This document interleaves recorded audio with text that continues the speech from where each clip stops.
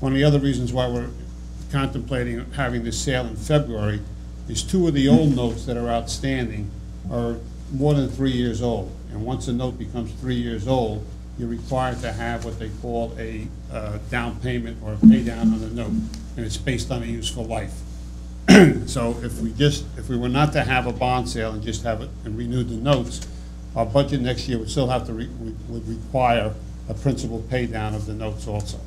Okay. So when you So bring we have those to- both together, and also then by having a sale in '07, in the '07 budget, we'd only have to provide interest through February of '07 when the notes become due for the notes, and then 1 6-month interest payment for the new bonds.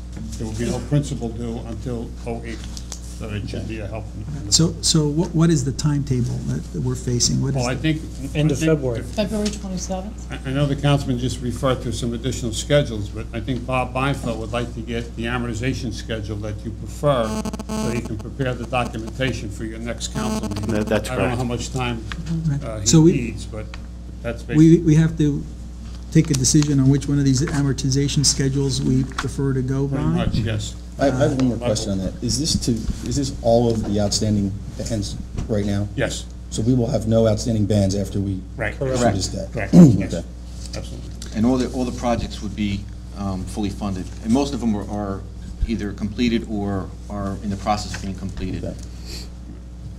So essentially, we're swapping our short-term debt for longer-term debt? Correct.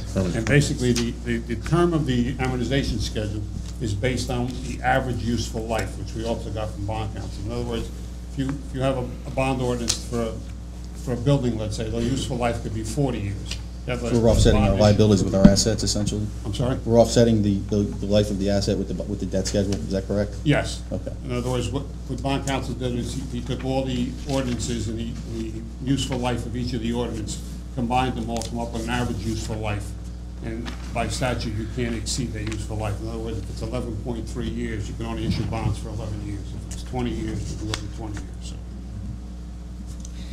We Now, had to do this by July anyway, so we decided February because we knew the Right, rates were because going up. otherwise we'd have to roll the notes, for So- another short period. That would require additional interest and. And we didn't have it, the reason why we didn't do this last year is because we did not have it in our budget, the extra monies that would be expended at that time. So that's why we did it for February 24th, so that we would do it immediately in 2007, and then they'd be able to put it in our budget. It wasn't something that you could do after the budget was done and the numbers were there. So, So if we do this now, we face a principal payment of $800,000 plus or minus in '07, and that would come No, out. no principal payment in '07. First principal payment would be Okay. '08. oh, wait, 08. yeah. But we do have to pay the interest. All right, in other words, if you just look at the, sorry. If you look at the level principal schedule, that's Right. just the first one I had, it's $320,000 per year. That means in the year '08, there'll be a $320,000 principal payment to, the first column that you saw, the 800,000 or the 1,245,000, that's a combination of the old existing debt and the new issue. Okay.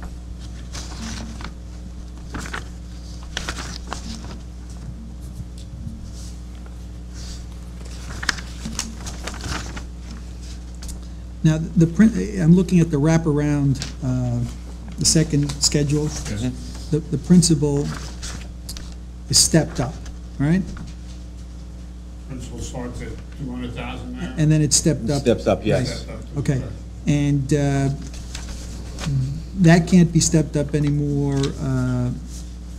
And the under- 400,000, that's the highest it can go. Right, In other words, if you drop the first number down to 100,000, let's say, okay, Right. then you would be restricted to going above 200,000, and within the life of the issue, you wouldn't have enough room to amortize the 60 or right. 400,000. And then you would have to go to the local finance board.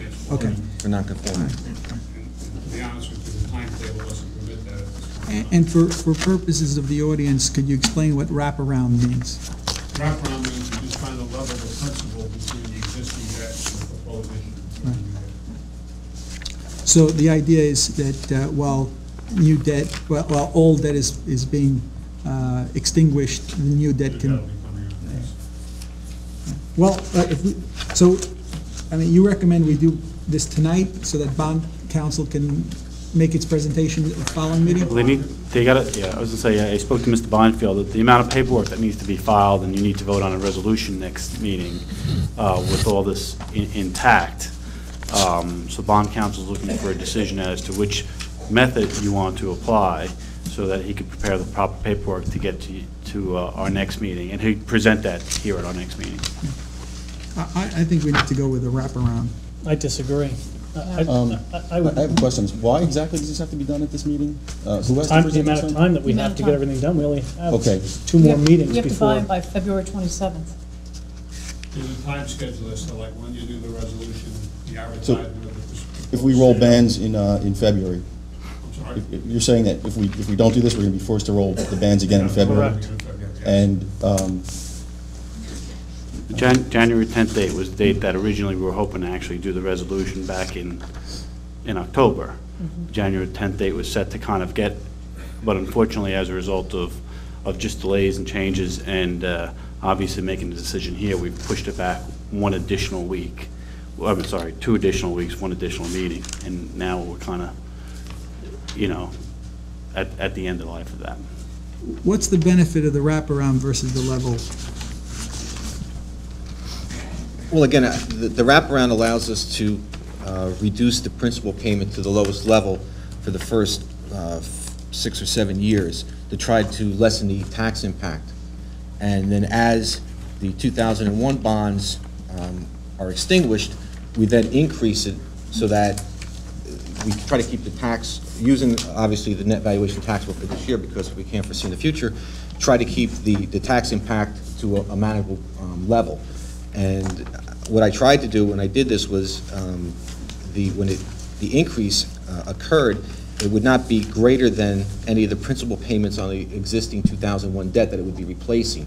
So actually, once you get down to 2015, the tax points or the tax implication with the proposed debt and the 2000 bonds that would still be outstanding would be less than what you're currently paying now. That's usually the assessed value. That's usually, yeah, again, using the assessed value. And as opposed to the level financing? Well, again, the level, it's just straight 320,000 until we got What to would the the end. effect be on the tax implications today? Look at the first column. On which- Maybe we which could pick schedule? one schedule, maybe the 4.25%, which is Okay. really more accurate. The 4% is too Yes. low right now. Yeah, that's good. Maybe we could just do the wraparound and the level, so we're all on the same page, Could you? which would be page 3 and 4 in the bottom right-hand corner. Correct. Take page 3, the first column obviously is the year that the, Column, and if we're looking at the set, we're looking at proposed new debt. That's what we're all working off of, Joe? Well, you would look at the combined combined issue, all issues. because that's- For the tax implication. Right. that would be the total tax impact. So in other words, in '07 is, the debt service would be approximately 12 points on the tax rate, combined all issues. In '08 it would be 15 cents. You do the wraparound, the first year is still 12 cents, the second year is 14 cents. So if you look at the 2 schedules, the wraparound or the level principal, the tax points are really not that great of a variation. But overall, you would save $400,000. $353,000, right? Yeah. 362, yeah. 362? If we do the level. If you did the level, using 4 1/4, the total interest cost for the wraparound would be $3,253,000 as opposed to $2,891,000. So like Councilman was saying, there's a savings of approximately $360,000. $300,000. For the life of the loan, Right, for the life of the 20-year loan, For the life of the bond. right. Yes. which is $15,000 a year. did you look at the general bonds from 2000? Are any of those issues currently callable, Uh, the 515 coupon? I'm Is not that the sure. re-refunded ones? We'd have to- I don't believe they are. I don't think any of them. I don't believe they I think are. it's refunded ones. Yeah, we can do the refunding program. Okay. Those 2 issues might be part of our refunding program. That's another thing with the division law. To do a refunding issue also requires an application to the local finance board. You have to have what they call a 3% current value savings. If you don't achieve a 3% savings, they won't allow you to do it. Matter of fact, we've already gone down to the local finance board for the refunding, I think it was over a year ago, if I'm not mistaken. We got approval from the local finance board, but then the market turned